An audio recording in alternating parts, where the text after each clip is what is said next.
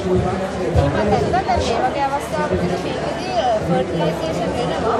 නමුත් ඒ කියන්නේ ඉම්ප්ලාන්ට් වෙන්න බෑ. මොකද අර කුහරේ ඒ කියන්නේ සම්පූර්ණයෙන්ම අයින් කරගෙන තියෙනවා. එතකොට මේ වගේ අවස්ථාවකදී ඒ කියන්නේ කාන්තාවට මතසරුභාවය වෙනවා. එහෙම වුණාමත් අපි ඒක සර්ජිකලි අයින් කරනවා. එතකොට දැන් ඒවා ඒ කියන්නේ කිසි වෙලාවක මේවා පිළිකාම තත්ත්වයකට එන්නේ.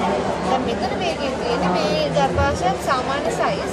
නමුත් ඔයාලට පේනවා ඒ කියන්නේ මේකේ වටේ බිත්ති හොඳට සාමාන්‍ය විදිහට ඩෙවලොප් වෙලා තියෙනවා. මේකේ වටේ බිත්ති. නමුත් ඇතුළත මේ ගහක් වගේ තියෙන්නේ පොඩි පිළිකාමයේ තත්ත්වයක්.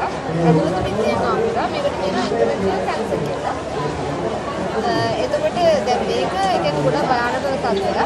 සාමාන්‍යයෙන් මේ ගර්භාෂයේ මෙහෙම ඇතුළත පිළිකා එන්නේ සාමාන්‍යයෙන් අවුරුදු 65ත් ඊට වඩා වයස්ගත කාන්තාවන්ට. ඊට වඩා අඩු වයස්ගත කාන්තාවන්ට කියන්නේ අවුරුදු 35 45 වගේ වයස්ගත අයට තමයි ගැප් ගෙල පිළිකාව කියලා ඉන්නේ. ඒක තමයි අතන පෝස්ටර් එකේ කියලා තියෙනවා. ඔයාලට ඒක කියවන්න පුළුවන් ඒක විස්තර.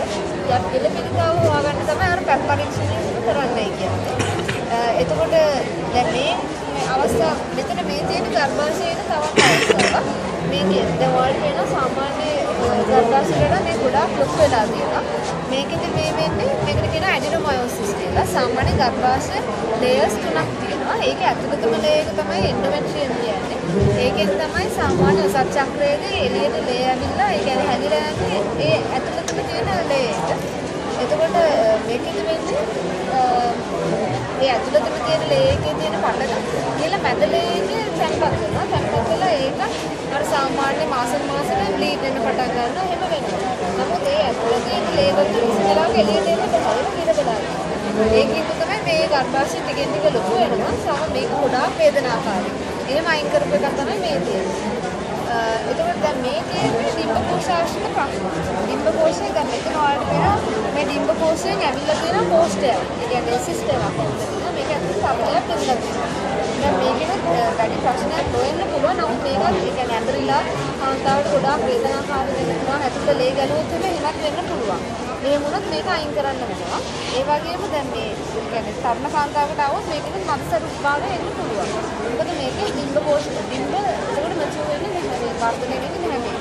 එහෙම වුණාම ප්‍රශ්න වෙනවා. දැන් මෙතන මේක පිළිකාමයේ තත්ත්වයක් නෙවෙයි. ඒක එහෙම ප්‍රශ්නයක් නැහැ. නමුත් මේ තියෙන ඩිම්බකෝෂ ආශ්‍රිත ආපු පිළිකාවක්. අර වගේම කෝෂ්ඨයක් තමයි එන්නේ. නමුත් ඒක පිළිකාවක්. එතකොට දැන් මේ තියෙන්නේ පිළිමි කෙනෙක්ගේ සාමාන්‍ය ඒ කියන්නේ විෂම කෝෂ වල හරස් කඩක් තමයි මේ තියෙන්නේ. දැන් මේ පැත්තට යනවා. මේ කියන්නේ දුන අවස්ථාවක ඒ කියන්නේ ඒක අවස්ථාවක් තමයි මේ පෙන්නලා තියෙන්නේ. ඊට අවස්ථාවක්. දැන් මේ ගොඩාක් මුල අවස්ථාවක්. වාඩි වෙනවා ඒ කියන්නේ මේ පැත්තම හරියනවා. එතකොට පිටිකරන තියෙනවා. මෙතන සීටස් එක කියන්නේ කලලේ තියෙනවා. කලලේ තියෙනවා වෝටර් බෑග් එක එහෙම නැත්නම් ඇම්නියොටික් සක් කියන එකේ ඇම්නියොටික් කියලා තමයි තියෙන්නේ.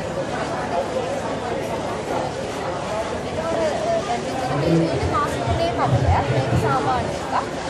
මෙතන මේ මාස 5 කපේ කලින් තමයි සාමාන්‍යයෙන් මේ මාස 5 කලින් ආරම්භ වෙනවා. කපේ සාය ආශ්‍රිත කපේ සම්බන්ධ වෙනවා.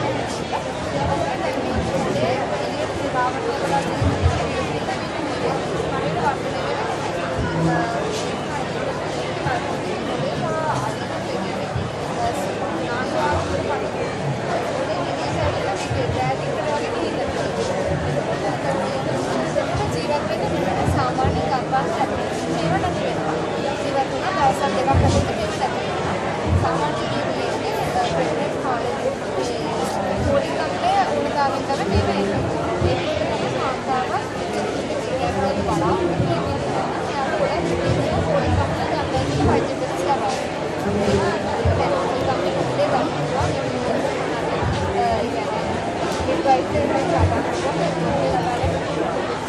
කාන්තාවන් ප්‍රශ්න වෙන්නේ සාමාන්‍ය ගම්බැලි සාල්පතේ ඉවලක් වෙන පටන් ගන්නවා. නමුත් කවුරුත් කාන්තාව දැනගන්නේ නැහැ සතිය ගන්න තමයි මේ ඒ කාලයකදී කවුරුත් පොඩි කම්ලේ පානවා.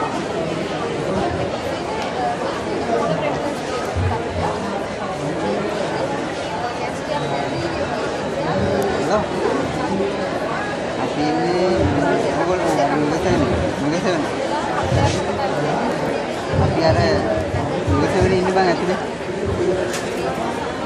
ඈ ඔව් අපි දෙන්නා ඉන්නවා බෑ එළියද හරි හරි කොතනද ඉන්නේ